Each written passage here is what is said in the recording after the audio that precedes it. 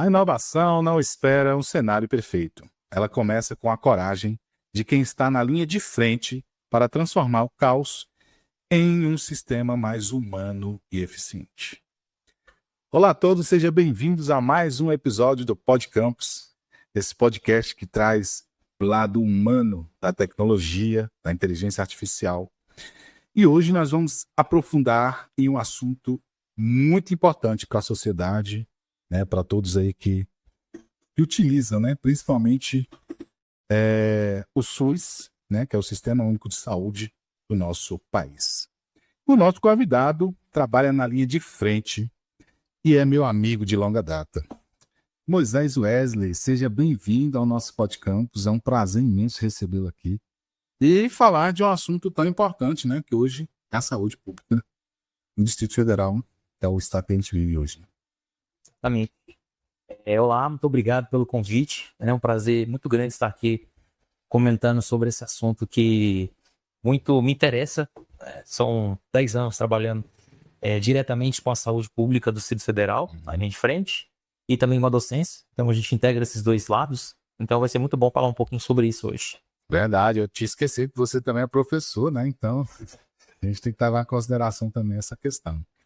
Bom, meu amigo, falando um pouco diretamente para quem não conhece o dia a dia da saúde pública hoje no Distrito Federal, você lida com pressão alta, volume intenso e recursos limitados, não é verdade?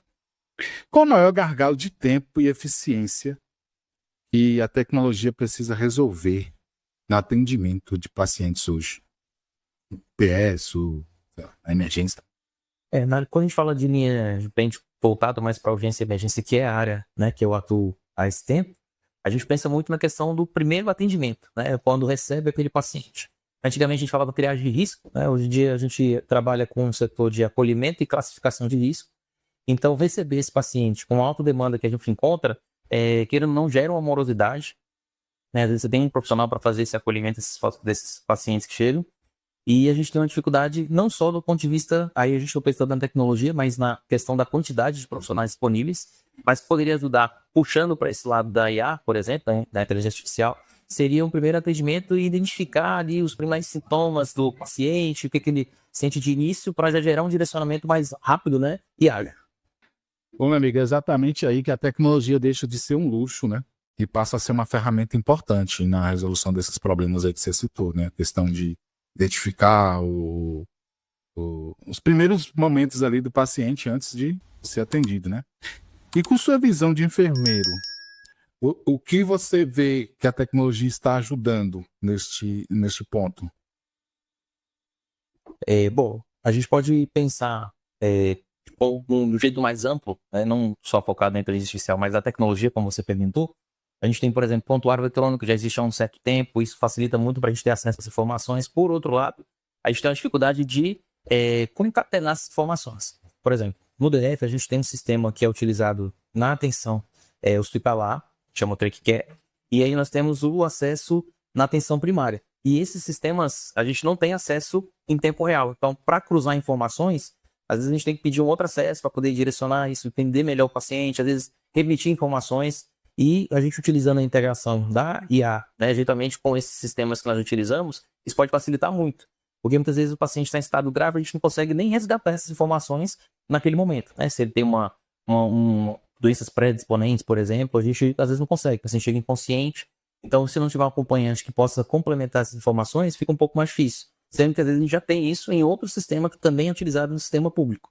A questão do acolhimento, né, de integrar essas informações facilitaria muito, por exemplo. Sim, assim, questão de... Seria uma ferramenta de IA mais avançada, né? Para impedir que houvesse ali o gargalo de atendimento. Né? Você está ali no atendimento da pessoa, chegam outros, né? Você tem que identificar aquilo de uma vez. Aí é difícil, né, cara? Então a gente precisava o quê? De uma ferramenta de IA que fosse voltada mais para a questão de identificar os problemas antes de chegar lá num enfermeiro, por exemplo, né? Exatamente. Bom, ainda falando de IA, você citou aí o sistema do SUS. Esse sistema é grande, né? É muito grande. Ele atua não só aqui no DF, mas no Brasil inteiro, então. Isso é um outro desafio que já é discutido há muito tempo, que é integrar no Brasil. nessas informações. Que aí a ponto o paciente foi atendido aqui, eu tenho aquela coleta de informações que ficam restritas ao DF, e se ele for, por exemplo, para o Amazonas, então já vai ter mais dificuldade de sabe, integrar essa informação. Então é um desafio há muito tempo, né? Quem já passou pela necessidade de trabalhar, de atender o SUS, por exemplo, né, de ser atendido pelo SUS, aliás, identifica, por exemplo, de ter um cartãozinho lá que tem o SES, né, que é o registro do paciente dentro do prontuário, e nós temos um outro que é o cartão do cidadão, né, que traz esse dado que é muito utilizado, inclusive, na atenção primária. E aí acaba que essas informações também não são bem integradas. Então seria outra possibilidade de auxiliar no processo da inteligência artificial, de trazer essas informações e ganhar tempo, inclusive até direcionar recursos. Né? Se o cidadão é daqui do DF, por exemplo, e tem uma parte destinada para ele, depois ele foi atendido em outro estado, esse valor pode ser realocado, que é uma dificuldade que a gente tem também, né? Então, nesse caso aí, o que seria a adaptação dessa inteligência artificial, ou desse sistema mais amplo, né, abrangendo aí todos os estados do Brasil, na sua visão, qual seria o impacto imediato dessa associação geral no Brasil? Principalmente essa questão de cruzar informações. Porque quando a gente não tem essas informações, como eu citei agora há pouco, né, às vezes a gente não tem possibilidade de buscar, de coletar esses dados diretamente com o paciente, ou às vezes o acompanhante também não sabe, e são dados que são importantes que a gente pode direcionar o atendimento. Então, existe o risco, quando a gente não tem algumas informações já pré-estabelecidas, já registradas, e se ele tem esse acompanhamento amplo, a gente consegue direcionar melhor. E aí, questão principalmente dos recursos também, né, de direcionar de acordo com o atendimento. Então, muitas vezes tem uma região administrativa, aqui a gente fala do DF, é administrativa, né? Mas do ponto do brasileiro, a gente já pensa em municípios. Então, às vezes, o recurso que é para um município, mas que não está atendendo aquele paciente, pode ser redirecionado para aquele outro que está sendo atendido, porque são recursos que custam muito, né? Então, um atendimento de UTI, por exemplo, despende muito dinheiro. E aí o recurso financeiro não é bem direcionado nesse sentido. Bom, nós sabemos que o SUS ele é um sistema muito vasto, mas também muito burocrático. Né? Então, assim, você tem experiência aí de 10 anos, né, trabalhando diretamente com o SUS. O que você, diante da visão que você tem de todo esse sistema, qual é o maior obstáculo de implementar esse tipo de inteligência, esse tipo de sistema no SUS, no decorrer ali do dia a dia, entendeu? Eu acredito que 2 pontos principais que a gente pode citar é a questão da burocracia, né, esse aspecto de conseguir integrar, né, até que a gente gere uma facilidade de acesso às informações, a integração das informações com a inteligência artificial. Isso leva muito tempo quando a gente pensa principalmente em governo, né, isso demora mais tempo, né, no serviço público. E pensando também na questão do profissional aceitar essas mudanças, né, porque isso vai gerar também uma mudança de paradigma para quem vai utilizar esses dados. Vai exigir capacitação, vai exigir tempo daquele profissional para que ele se adeque a essas novas tecnologias, né, a integração da inteligência artificial. Então isso pode gerar um tempo, embora eu observe que os profissionais têm boa vontade e acreditam na melhora do sistema. Então, quando a gente consegue trabalhar com a conscientização, na importância que isso vai trazer de melhoria, né, tanto para não só para o próprio paciente, não só para o próprio usuário, né, a gente fala cliente, paciente, né, mas também para o próprio profissional, porque com essas tecnologias a gente vai conseguir ganhar tempo no atendimento, vai conseguir deixar essa tecnologia trabalhar alguma coisa que é mais repetitiva do nosso dia a dia e que a gente consiga direcionar para o que é mais importante, para um acolhimento com mais tempo, explicar para o paciente com mais cuidado sobre o próprio quadro, né, e esses pontos vão melhorar bastante no dia a dia mesmo do profissional e do paciente. Isso, além de você falou questão de tempo, né? Que você tem que especializar um profissional para lidar com aquela ferramenta. Mas assim, o tempo que você, digamos, não é uma perda de tempo, mas assim, um investimento no aprendizado. O que você perde ali, você ganha no atendimento, né? E você vai agilizar toda aquela demanda de atendimentos, né? Exatamente. Bom, assim, nosso podcast, ele fala não só do lado digital, como a gente já falou aqui, mas sempre também foca no lado humano da tecnologia, né? E se a IA, como você citou, assumisse essas tarefas repetitivas do dia a dia ali do profissional, né, como a triagem, documentação, o que isso permite aos profissionais, ao enfermeiro Moisés, fazer de melhor? Então, eu acredito que principalmente essa questão da escuta qualificada do paciente, né? E o tempo maior para você conseguir observar pontos que às vezes um monitor não vai te mostrar, um exame laboratorial que precisa de mais atenção, um limiar ali entre um paciente que pode ficar mais crítico ou não. quando a gente reduz um pouco essa questão burocrática, essa parte de que a tecnologia pode trabalhar, a gente tem a possibilidade de ficar mais atento a essas questões mais importantes, né? Principalmente quando a gente fala de acolhimento, de uma empatia para o paciente, de modo geral, né? Acho que é importante citar também que, embora a tecnologia avance muito, eu acredito que não seremos substituídos por ela. É uma complementação. Sim. Até porque sempre precisa ter um senso crítico nas avaliações que a própria tecnologia pode trazer, né? Então você pode trazer e utilizar a inteligência artificial para auxiliar numa avaliação do paciente, mas com um desfecho principal ali do que você vai realizar, direcionar, com o próprio senso crítico. Então, às vezes, ele pode gerar uma informação dúbia, pode gerar uma informação um pouco mais difícil de interpretar, e você, com o conhecimento, né, com a experiência, conseguir direcionar melhor esse atendimento. Então, assim, você acredita que a tecnologia pode realmente humanizar o SUS, né? Sim, acredito. Trazendo mais tempo, né, de empatia e cuidado ali com o paciente. Sim. Inclusive, respeitar mais. A gente até existe uma política nacional de humanização que fala da questão da escuta, nesses pontos que nós temos discutidos aqui. Então, vai facilitar bastante nesse sentido. E facilitar também, eu acredito, até a questão da equidade, né? De tratar os iguais com iguais, desiguais com desiguais. Existe um princípio do SUS que a gente tenta respeitar, né? Mas dentro das condições que nós temos, às vezes não é tão visível, né? A gente fica com facilidade. Exatamente, meu amigo. É uma questão muito assim de debate mesmo, né? Porque para implementar um sistema desse, como você falou, a burocracia danada.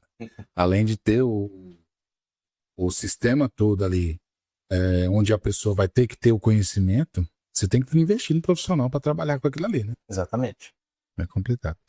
Então, assim, hoje você vê uma chance real de a tecnologia produzir a desigualdade no acesso da saúde, permitindo que comunidades mais distantes tenham diagnósticos especializados?